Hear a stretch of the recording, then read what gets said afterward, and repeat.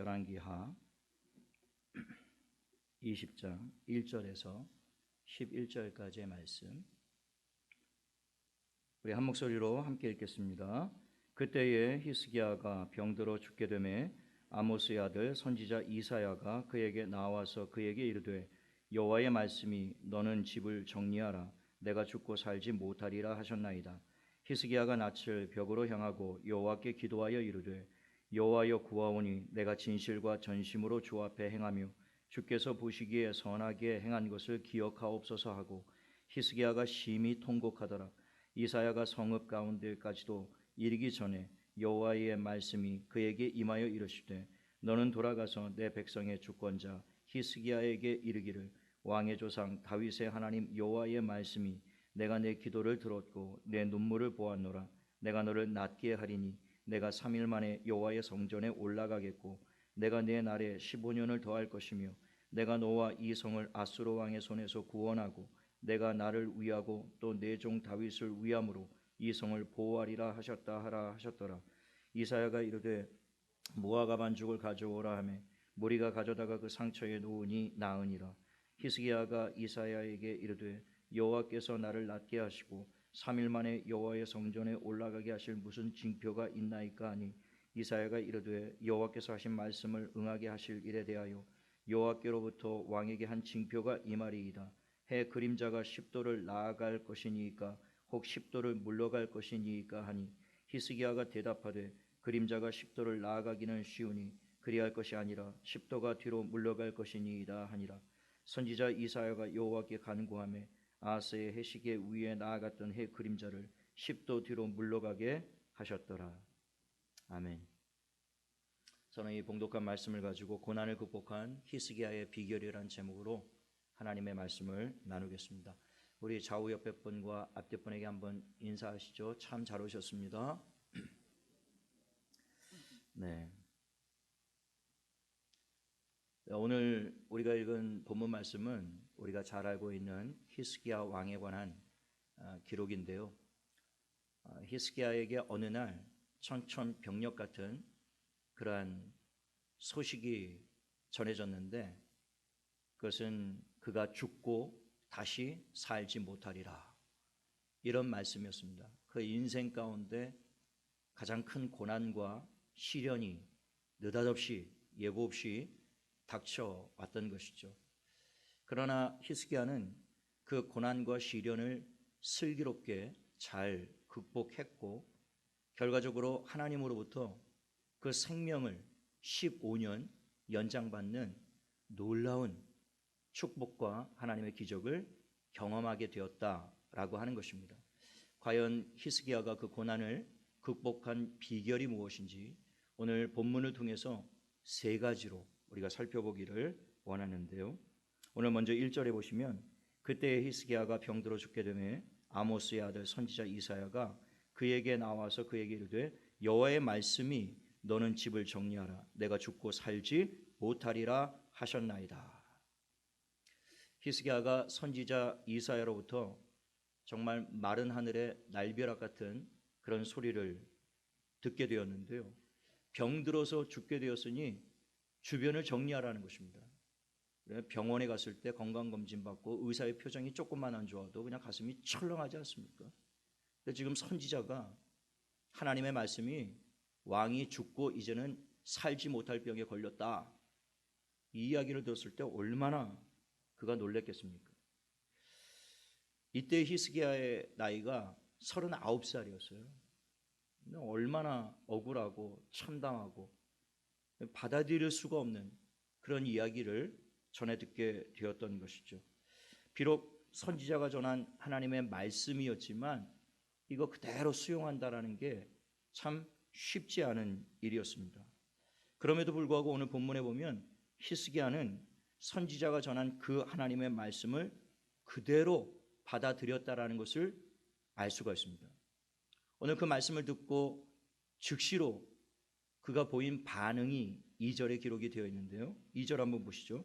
히스기야가 낯을 벽으로 향하고 여호와께 기도하여 이르되 네가 죽고 살지 못하리라 라는 말씀을 그가 심각하게 받아들였다라는 거예요.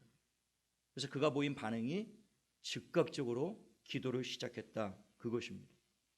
그가 이 선지자가 전한 하나님의 말씀을 얼마나 심각하게 받아들였는지 그 3절 마지막에 보면 그가 하나님 앞에 기도하면서 심히 통곡하였더라, 이렇게 되어 있습니다. 그러니까 히스기야가 선지자가 전한 하나님의 말씀을 굉장히 심각하게 신중하게 있는 그대로 수용하고 받아들였다라고 하는 것입니다. 히스기야가 하나님의 말씀을 그대로 받아들였다, 이게 그렇게 주목할 만한 일인가? 이건 대단히 주목할 만한 일입니다. 왜냐하면 히스기야 당시에 이스라엘은 이미 남과 북으로 나라가 둘로 쪼개져 있었어요. 그리고 이미 북이스라엘은 아수르 제국에 의해서 멸망한 상태였습니다. 북이스라엘이 아수르 제국에 의하여 하나님의 심판을 받고 멸망하게 된 원인이 무엇이었는가? 그들이 첫 번째 죄악은 우상숭배였습니다. 그런데 그 우상숭배의 죄악을 회개하고 하나님께로 돌아오라고 하나님이 그들에게 거의 200년이 넘도록 수많은 선지자들을 보냈습니다. 그러나 북이스라엘은 왕으로부터 모든 백성에 이르기까지 그 수많은 선지자들이 전한 하나님의 말씀을 받지 않았다라는 것입니다.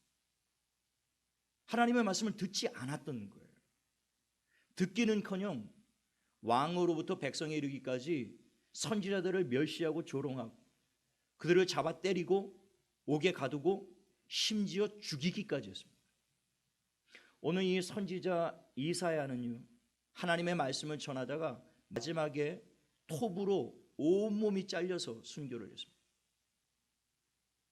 그러니까 이 히스기야가 왕으로 나라를 통치했을 때 남북의 상태가 하나님의 말씀을 경멸하고 무시하고 농담처럼 여기던 그런 패역한 시대 상황이었단 말입니다. 이 아하스의 선친 그 아버지 왕 아하스도요, 하나님의 말씀을 전혀 듣지 않았던 패역한 왕이었습니다. 히스기야가 그렇게 자식을 하나님의 말씀을 듣도록 가르쳤지만 그의 아들 므낫세가 히스기야의 뒤를 이어서 왕이 되었을 때도요, 그 므낫세 왕도 하나님의 말씀을 전혀 듣지 않았습니다.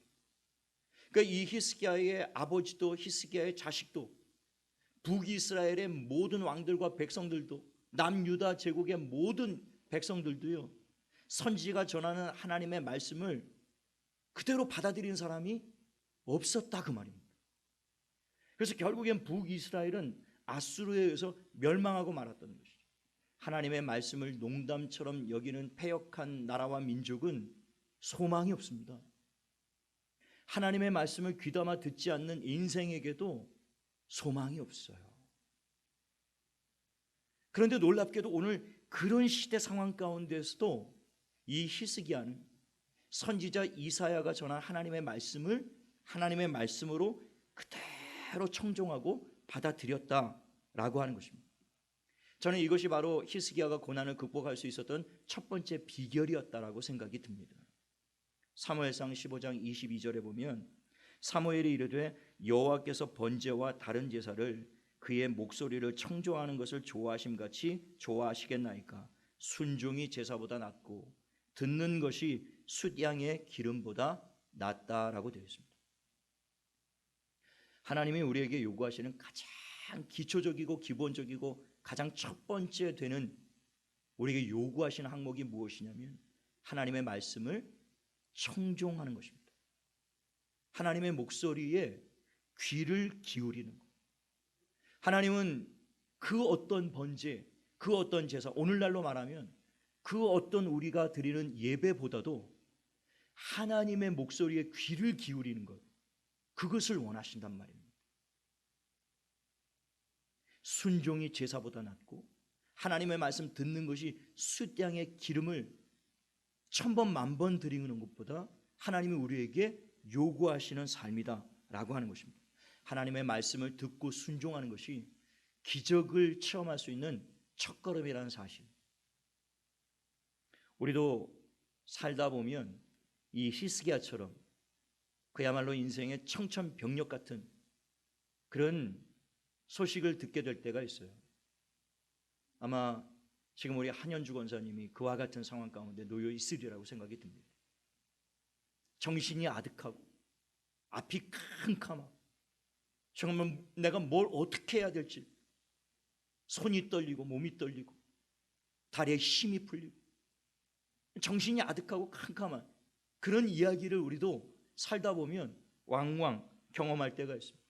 지난 1년 넘도록 우리가 전 세계적으로 이 팬데믹을 경험하면서도 우리가 같은 어려움에 지금 모두가 빠져 있지 않습니까? 그때 우리가 가장 먼저 해야 될 일이 무엇인가? 그때 우리가 가장 먼저 해야 될 일이 하나님의 말씀에 귀를 기울이는 것이다 라고 하는 것입니다. 이 하나님의 말씀을 듣는 우리의 태도가 우리 인생 전체의 흥망성쇠, 생사화복을 결정하는 중요한 것임을 우리가 기억할 필요가 있습니다. 하나님의 말씀을 대하는 우리의 태도, 하나님의 말씀을 듣는 우리의 태도, 이것은 우리의 인생의 전체의 향방을 결정하는데 굉장히 중요한 역할을 하는 것입니다. 데살로니가 성도들에게 사도 바울이 말씀을 전할 때 그들이 사도 바울이 전하는 그 말씀을 사람의 말로 받지 않고 하나님의 말씀으로 받았다라고 되어 있습니다. 오늘 이 본문에 나와 있는 이 히스기야가 선지자 이사야가 전한 그 말씀을 사람의 말로 받지 않고 그것을 하나님의 말씀으로 받았다라는 것입니다. 저는 오늘 부디 이 시간 이 예배에 나온 여러분들이 이 강대상에서 선포되어지는 이 말씀이 사람의 말로 들려지지 않고 하나님의 말씀으로 듣게 되어지기를 예수님의 이름으로 축원합니다. 하나님의 말씀으로. 그 하나님의 말씀에 대한 나의 태도에 따라서 내 삶의 흥망성쇠와 방향이 완전히 달라질 수 있음을 우리가 알아야 된다는 것이죠. 히스기야는 첫 번째 단추를 잘 낀 거예요. 이사야의 말씀을 들었을 때 그것을 하나님의 말씀으로 그가 그대로 받았다라고 하는 것입니다. 우리가 삶에 고난이 있고 어려움이 있을 때 하나님의 말씀에 귀를 기울여야 합니다. 그리고 그 말씀을 믿고 의지하며 하나님 앞으로 나가야 하는 것이죠. 잠언서 16장 20절에 보면 삼가 말씀에 주의하는 자는 좋은 것을 얻나니 여호와를 의지하는 자는 복이 있느니라. 삼가 말씀에 주의하는 자, 그런 좋은 것을 얻을 것이다. 하나님이 약속하셨습니다. 예수님도 요한복음 15장 7절에 너희가 내 안에 거하고 내 말이 너희 안에 거하면 너희는 무엇이든지 원하는 대로 구하라 그리하면 이루리라 말씀하셨어요. 내 말이 너희 안에 거하면, 우리 안에 하나님의 말씀이 있느냐 없느냐, 이것이 얼마나 우리 인생 가운데 중대한 일인지 모릅니다. 내 안에 하나님의 살아있는 능력의 말씀이 있을 때 우리의 인생은 어떤 고난을 만나도 결코 무너지지 않아요. 살아있고 영원한 하나님의 그 진리의 말씀, 그 능력의 말씀, 내 길의 빛이요 내 발의 등불이 되셔서요 캄캄한 내 앞길을 그 말씀이 환하게 비춰주실 것이기 때문에 결코 고난 중에 무너지지 않게 될 것입니다. 하나님의 말씀을 붙잡는 자. 누가복음 5장에 보면 그 베드로와 몇몇 제자들이요 밤새도록 고기를 잡으려고 그물을 던졌는데 환하게 날이 밝을 때까지 물고기 한 마리를 잡지 못했습니다. 그 낙심하여 물가에서 그물을 정리하고 있는데 그때 주님이 그들에게 찾아오셨어요. 그리고 베드로에게 배를 띄우라, 그리고 깊은 곳에 가서 그물을 던지라. 이것은 상식적으로 받아들이기 어려운 말씀이었습니다.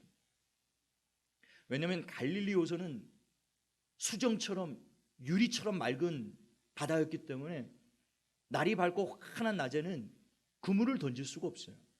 물고기들이 그냥 다 도망가 버리기 때문에 그렇습니다. 그래서 이들도 밤새도록 그물을 던진 이유가 그거예요. 캄캄한 밤에 나가서 그물을 던져야 고기를 잡을 수 있는 것입니다. 더군다나 갈릴리 호수는 호수였지만 이들이 바다라고 부른 이유는 크기가 굉장히 컸고 수심이 깊었습니다. 깊은 곳에 가면 사람 몇 길이 되기 때문에 거기는 소형 배로 그물을 던져서 바다까지 그물이 닿을 수 있는 곳이 아니에요. 너무 깊어서. 그래서 이 갈릴리 바다를 잘 아는 어부들은 절대로 깊은 곳에 가서 그물을 던지지 않습니다. 적당한 수심에, 그리고 물가에서 그물을 던져야 물고기를 잡을 수 있는 거예요. 그러니까 주님이 지금 하신 이 명령은 깊은 곳에 가서 날이 환하게 밝은 대낮에 그물을 던져라, 이거는 상식의 이치에 맞지 않는 명령이었단 말입니다. 더군다나 이 베드로는 어부로 잔뼈가 굵은, 난 갈릴리에서 어부로 방귀 깨나 끼는 그런 사람이었단 말이죠. 그러니까 예수님은 어떤 출신입니까? 목수 출신 아닙니까? 물고기, 어부에 관련돼서는 아무런 지식도 경험도 전혀 없으신 분이 예수님이었단 말이죠. 그러니까 이 잔뼈가 어부로서 잔뼈가 굵은 베드로로서는 이 아무리 주님의 말씀이었지만 그걸 그대로 받아들인다라는 것이 결코 쉽지 않은 말씀이었어요. 그런데 누가복음 5장 5절 6절에 보면 시몬이 대답하여 이르되 선생님 우리들이 밤이 새도록 수고하였을 때 잡은 것이 없지만은 말씀에 의지하여 내가 그물을 내리리이다 하고 그렇게 하니 고기를 잡은 것이 심이 많아 그물이 찢어지는지라. 우리가 밤새도록 우리의 지식으로 우리의 경험으로 우리가 그물을 던졌어도 하나도 우리가 물고기를 얻지 못했는데, 그러나 주님이 지금 전혀 상식에 맞지 않고 이치에 맞지 않고 도저히 우리가 그대로 받아들이기에는 납득할 수 없는, 이해할 수 없는 그런 말씀을 하고 계시지만, 그러나 그 말씀을 한번 믿어보겠습니다. 그리고 그 말씀을 의지하겠습니다.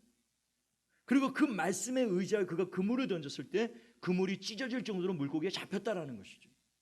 이것이 말씀의 능력인 것입니다. 때로는 하나님이 우리에게 요구하시는 말씀이 우리의 상식과 이성과 경험을 뛰어넘는 말씀일 때가 있어요. 여호수아와 이스라엘 백성들에게 하나님이 여리고를 정복하라고 말씀하실 때 그때 이치에 맞지 않는 말씀하셨습니다. 전쟁을 치러야 되는데 칼과 창과 방패와 무기를 준비하고 전술 전략을 짜라, 그렇게 말씀하신 것이 아니에요. 전혀 납득할 수 없는 말씀을 하십니다. 그냥 이스라엘 백성들이 여리고성을 하루에 한 바퀴 말없이 돌라는 거예요. 그리고 7일째 되는 날은 7바퀴 돌라라는 것입니다. 도저히 받아들일 수 없는. 그러나 이스라엘 백성들이 그 말에 그대로 그 말씀에 순종했을 때 여리고가 무너지게 됐다는 것입니다. 오늘 우리 인생 가운데 우리가 붙잡아야 될 것은 사람의 상식과 경험과 이성이 아닙니다. 그것이 때때로 우리의 삶 가운데 필요하고 도움이 될 때가 있지만, 그러나 결정적인 순간에 우리가 붙잡아야 될 것은 영원한 하나님의 말씀인 줄로 믿게 되시기를 예수님의 이름으로 축원합니다.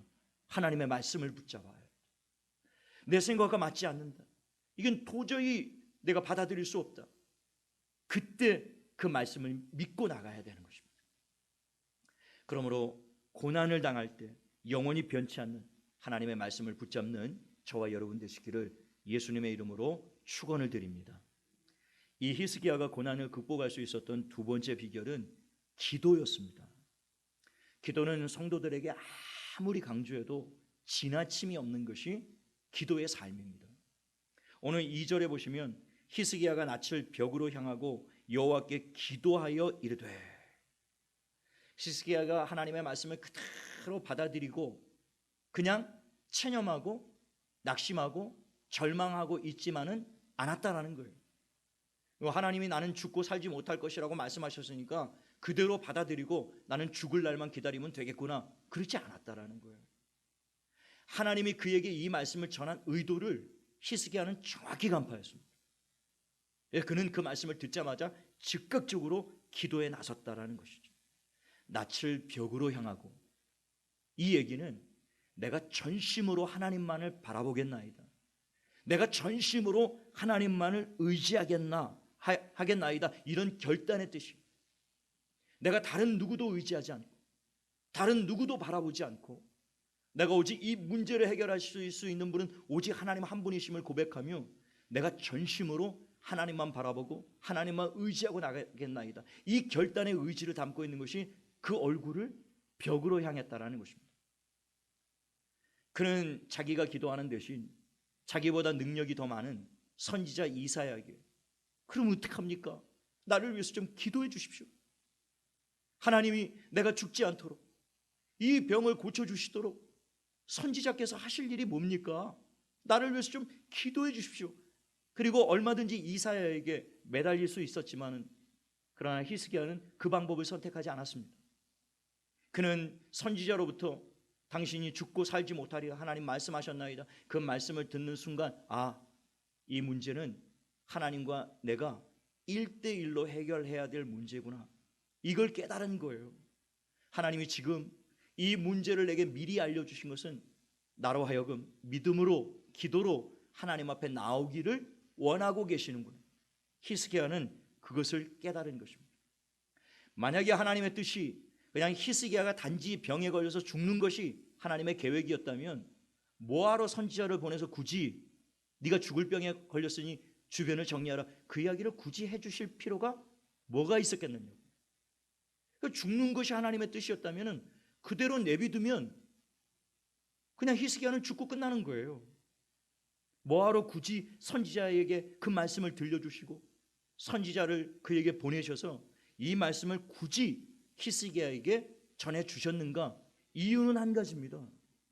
그 말씀을 듣고 히스기야로 하여금 믿음으로, 기도로 하나님 앞에 나올 수 있기를 하나님이 원하셨기 때문에 라고 하는 것입니다. 이것이 하나님의 방법이에요.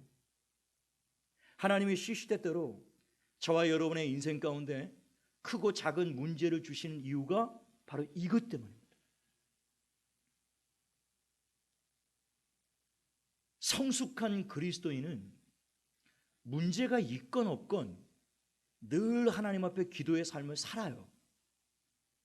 시간을 정하고 하나님 앞에 늘 무릎 꿇어 나라와 민족을 위해, 또 교회를 위해, 가정을 위해, 사명을 위해, 직장을 위해, 삶을 위해, 문제가 있거나 없거나 늘 깨어서 기도합니다. 성숙한 그리스도인들은 그런 삶을 살죠. 그러나 대부분의 사람들은 그런 삶을 살지를 못합니다. 대부분의 사람들은 문제가 없을 때는 잘 기도하지를 않아요. 그 문제가 발등에 딱 떨어져야 그때서야 막 허둥지둥 허겁지겁 안 나오던 새벽 기도를 나오고, 안 나오던 철회 기도를 나오고, 안 하던 작정 기도를 하고, 안 하던 금식을 하고 막, 그리고 하나님 앞에 나오기 시작합니다. 하나님이 딜레마예요. 하나님이 고민이 크십니다. 문제를 주고 싶지 않은데, 고난을 주고 싶지 않은데, 사랑하는 주의 백성들 가운데 시련을 주고 싶지 않은데, 그런데 고난과 문제와 시련이 없으면 하나님 앞에 나오질 않는 거예요. 하나님의 얼굴을 구하지 않는 겁니다. 그러니까 하나님의 고민이 크세요. 늘 말씀하시죠. 나오라고, 깨어있으라고, 기도하라고. 문제가 있든지 없든지 하나님의 나라를 위해, 주의 영광을 위해, 너의 삶을 위해, 직분을 위해, 주신 사명을 위해. 지금 기도할 제목들이 얼마나 많습니까?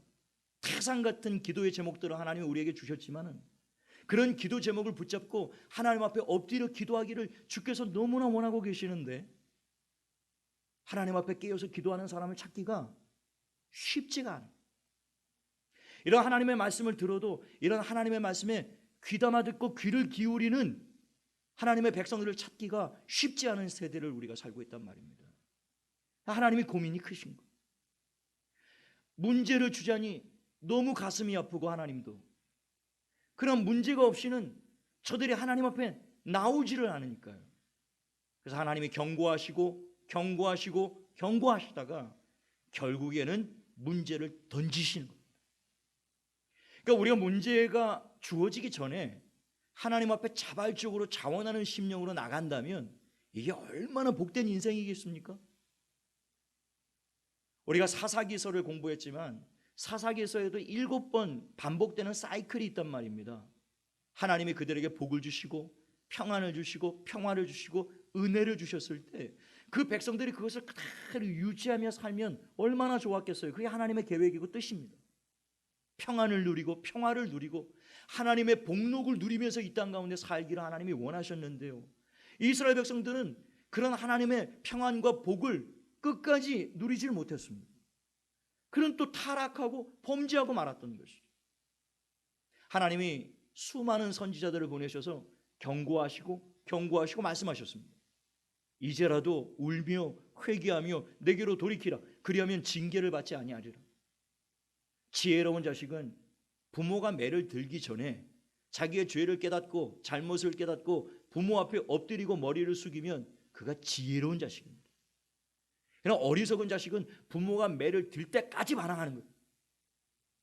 매를 맞은 자식도 아프고, 그러나 우리가 분명히 알아야 될 것은 매를 친 부모의 마음은 갈기갈기 찢어진다는 사실을 그 어리석고 미련한 자식은 자신이 부모가 되어 봐야 한다는 것입니다.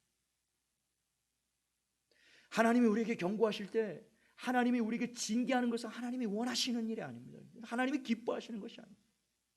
예레미야 애가를 통해서 그것은 하나님의 본심이 아니로다, 하나님의 본심에 대해서 제가 말씀드렸죠. 하나님이 우리가 고난당하고 고생하는 것은 하나님의 본심이 아니에요. 자식이 누가 매를 때려서 자식이 고통받는 것을 기쁘게 볼 부모가 어디 있겠습니까? 그래서 하나님이 경고하시는 거예요. 말씀을 할 때 들으라고. 부모도 자식을 징계하기 전에 말로써 계속 경고하지 않습니까? 너 엄마가 이 두 번째다, 너 세 번째야, 너 이번이 마지막이다, 너 한 번만 더 하면, 계속 말로 경고하는 거예요. 그때 들으면 그럼 부모의 마음도 좋고 자식도 유익한 것입니다. 또 어리석은 자식은 끝까지 그 말씀을 청종하지 않아요. 근데 결국에는 징계를 당하는 것이죠. 그 사사기에 나오는 이스라엘 백성들이 다 그와 같았습니다. 하나님이 그렇게 많은 선지자들을 보내서 경고하셨고 듣고 회개하고 이제라도 돌아오라고 수없이 말씀하셨지만 결국에 듣지 않았습니다. 그래서 결국에는 하나님이 징계하세요. 고난을 받고, 그 고난을 받고 난 이후에야 이스라엘 백성들이 또 하나님 앞에 울부짖습니다. 이게 반복이에요. 이게 얼마나 안타까운 일이겠습니까? 하나님이 우리에게 평안한 삶을 주셨다면 그 평안한 삶을 우리가 계속 하나님이 누리기를 원하시는데, 하나님이 누리시는 그 평안한 삶을 계속 누리시려면 우리가 계속적으로 하나님 앞에 기도의 삶을 살고 예배의 삶을 살고 하나님의 말씀에 청종하고 하나님께로 더 가까이 나가는 삶을 지속해야만 된다는 것이에요. 이 삶을 우리가 중단하면, 나 삶 가운데 기도 제목이 없어, 문제가 없어, 난 평안한데 굳이 내가 금식할 필요가 있을까? 굳이 내가 작정 기도할 필요가 있을까? 굳이 내가 새벽을 깨워서 기도할 필요가 있을까? 문제가 다가오고 고난이 다가오고 난 이후에 오늘 이 히스기야처럼 심히 통곡하면서 그렇게 기도하는 저와 여러분이 아니라, 그 고난과 징계가 오기 전에 미리 지혜롭게 앞서서 기도할 수 있기를 원합니다. 주님이 그것을 원하시는 것. 그래서 하나님이 시시때때로 우리의 인생 가운데 말씀으로서 듣지 않으니까 크고 작은 문제를 던져놓는 것. 그 문제를 통해서라도 하나님 앞에 나오기를 하나님이 원하시기 때문이라는 것이죠. 그런데 오늘 이 히스기야는 지혜롭게도 하나님이 원하시는 뜻대로 자기가 만난 정말 자기의 힘으로는 도저히 감당할 수 없는 청천벽력 같은 그런 고난 속에서 그는 가장 먼저 하나님 앞에 기도함으로 하나님 앞에 무릎을 꿇었다라는 것이죠. 이것이 이 히스기야가 자기의 고난을 극복할 수 있었던 두 번째 비결이 되었다라고 하는 것입니다. 이 히스기야가 하나님 앞에 드린 기도는 일반적인 기도가 아니었어요. 굉장히 간절하게 드려진 전심의 기도였다라는 것을 보게 됩니다. 오늘 3절을 다시 한번 보시면, 여호와여 구하오니 내가 진실과 전심으로 주 앞에 행하며 주께서 보시기에 선하게 행한 것을 기억하옵소서 하고 히스기야가 심히 통곡하였대. 히스기야가 그냥 기도한 것이 아닙니다. 낯을 벽을 향하여 돌리고 전심으로 나는 하나님만을 바라보고 하나님만을 의지하겠노라 결단을 하고요, 전심과 진실함으로 기도하면서요, 심히 통곡하며 기도했다는 거예요. 하나님은 우리의 기도를 기쁘게 받으시는 하나님이십니다. 우리의 작은 신음소리에도 귀를 기울이시는 하나님이세요. 그러나 무엇보다 하나님이 기쁘게 받으시는 기도는요, 우리가 심히 눈물과 통곡으로 기도할 때요, 하나님의 마음이 얼마나 약하신 분이시고, 성경에 눈물로 기도했던 여인들의 기도, 눈물로 간구했던 성도의 기도를요, 하나님이 한 번도 외면한 일이 없으십니다. 우리가 눈물을 툭툭 흘리고 하나님 앞에 나갈 때 하나님의 마음도 약해지십니다. 들어주실 수밖에 없어요. 지금 히스기야가 하나님 앞에 그냥 눈물을 통곡해요. 그냥 한두 방울 흘린 게 아니에요. 통곡을 하면서 하나님 앞에 울부짖었다는 것입니다. 하나님은 우리가 부르짖고 통곡하고 간절히 기도할 때 더 강하게 응답하십니다. 엘리야가 우리와 성정이 똑같은 사람이었습니다. 엘리야가 특별한 사람이 아니었어요. 그러나 엘리야가 기도할 때는 하나님의 하늘 문을 닫고 3년 반 동안 비가 내리지 않도록 그의 기도에 응답하셨습니다. 3년 반 만에 엘리야가 다시 비를 주시도록 하나님 앞에 기도했을 때 하나님이 또 그의 기도에 응답하셔서 땅에 비를 내리셨다라고 기록을 하고 있어요. 근데 야고보서의 기록에 보면 엘리야는 우리와 똑같은 사람이었지만 그가 하나님 앞에 간절히 기도하였을 때라고 되어 있습니다. 간절히 기도하였을 때. 엘리야와 우리의 차이점은 한 가지예요. 우리와 똑같은 사람이었지만 그가 기도할 때 간절히 기도. 얼마나 간절히 기도했는지 열왕기 하에는 그의 기도하는 장면을 아주 소상하게 기록하고 있습니다. 산 꼭대기까지 올라가 사환을 곁에 두고 너는 저 멀리 수평선을 바라보라. 하나님의 징조가 보이는지 안 보이는지. 그리고 그는 그 얼굴을 무릎과 무릎 사이에 넣고 간절히 하나님 앞에 부르짖어 기도했는데 7번 기도했다라고 되어 있습니다. 이 머리를 무릎과 무릎 사이에 쳐박고요, 간이 저리도록. 간절이란 말이 어떤 분이 그렇게 해석을 하셨더라고요. 우리 신체 중에 이 간은 이 통증을 못 느끼는 기관이라고요. 그래서 간이 다 망가지고 나서 그 이후에 일어나는 증상들로 말미암아 비로소 뭐가 잘못됐구나, 그것을 느낀다는, 이 통증이 느껴져야 빨리 병원을 찾아갈 텐데 완전히 다 망가질 때까지 통증을 못 느껴요.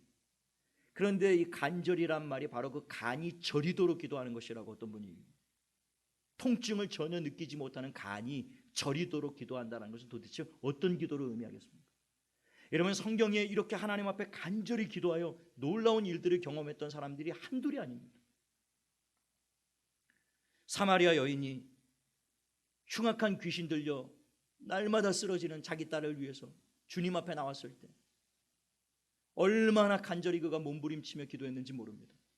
그때 예수님이 그 여인의 믿음을 시험하기 위해서 자녀의 떡을 취하여 개들에게 던짐이 마땅치 않다. 이 여인을 이방 여인이었기 때문에 주님이 개 취급을 하신 거예요. 이 얼마나 자존심 상한 일입니까? 자식을 살리는 것도 중요하지만 이렇게 인격적으로 모욕을 당하고 모멸감을 느끼는, 자식의 떡을 취하여 개들에게, 너 같은 개에게 줄 떡은 없다, 이런 말씀을 하신 거예요. 그런데 그 말씀을 들었던 이 여인이요, 예, 주님의 말씀이 옳습니다. 저 개 같은 여인 맞습니다. 그런데 개들도 자녀의 상에서 떨어지는 부스라기도 얻어먹지 않습니다. 내가 주님께 원하는 은혜는 온전한 떡 구하는 것 아닙니까? 그냥 그 상에서 떨어지는 부스러기 같은 그런 은혜라도, 자식들 다 먹이고 남는 떡이라도, 버릴 떡이라도 그거 있으면 내게 주십시오. 얼마나 간절하게 자기 딸 살리려고요. 인격적인 모욕이고 모멸감이고요, 그런 거 아랑곳하지 않고요, 주님 앞에 엎드려 매달렸단 말입니다. 그때 딸아, 내 믿음이 크도다. 내 믿음대로 되라. 그 딸이 온전하게 돼. 여러분, 이렇게 간절하게 하나님 앞에 나갔을 때 놀라운 일들을 경험했다라는 것이죠. 소경 바디메오가 사람들이 웅성웅성거리며 지나갈 때 도대체 이게 무슨 일입니까? 나사렛 예수가 지나가신다. 그 이야기를 듣고 자신의 겉옷을 벗어던지고 나사렛 예수여, 다윗의 자손이여, 나를 불쌍히 여기소서. 그렇게 소리 지를 때 수많은 무리들이 잠잠하라 그를 꾸짖었습니다. 너 같은 거짓 따위가, 너 같은 소경 따위가 감히 주님을 만날 수 있겠느냐? 우리 같은 사람도 지금 주님을 만나지 못하는데 주님이 너를 만날 시간이 있겠느냐? 그렇게 한가로우신 분이 아니시다. 잠잠하라, 시끄럽다, 꾸짖었단 말입니다. 그때 누가복음 18장 39절에 보면 앞서가는 자들이 그를 꾸짖어 잠잠하라 하되 그가 더욱 크게 소리질러 다윗의 자손이여 나를 불쌍히 여기소서 하는지라. 더욱 크게 소리질렀다. 얼마나 소리질러 가시던 주님이 발걸음을 멈추고 그를 내게로 데려오라. 내가 내게 무엇 해주기를 원하는 주여, 보기를 원합니다. 내 믿음대로 되라. 그가 다시 본 놀라운 하나님의 역사와 기적을 경험할 수 있었던 것이죠.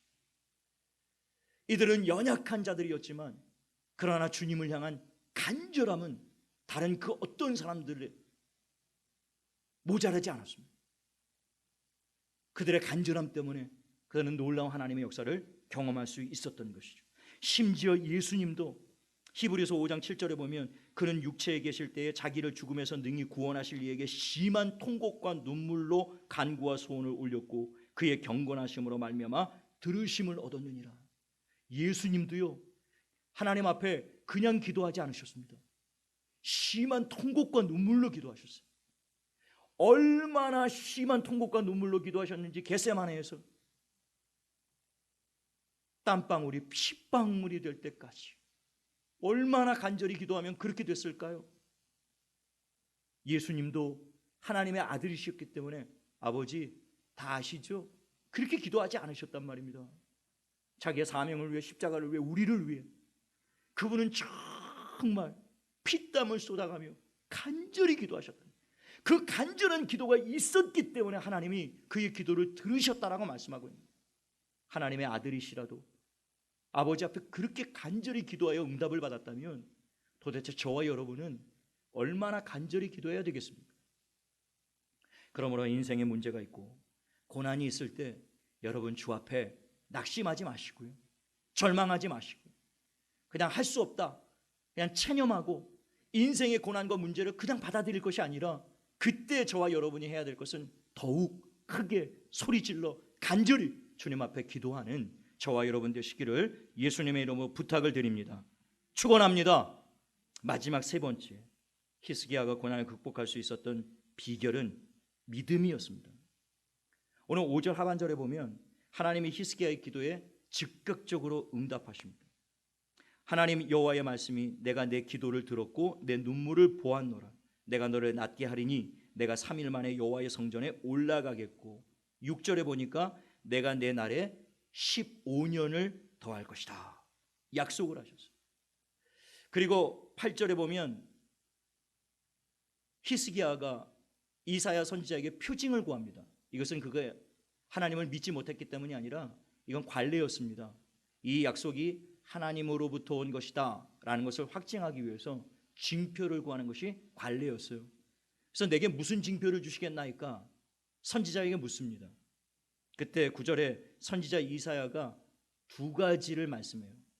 하나님의 말씀에 해가 10도 앞으로 나아갈 것이니까 아니면 10도 뒤로 물러가게 할 것이니까 선택하라는 겁니다.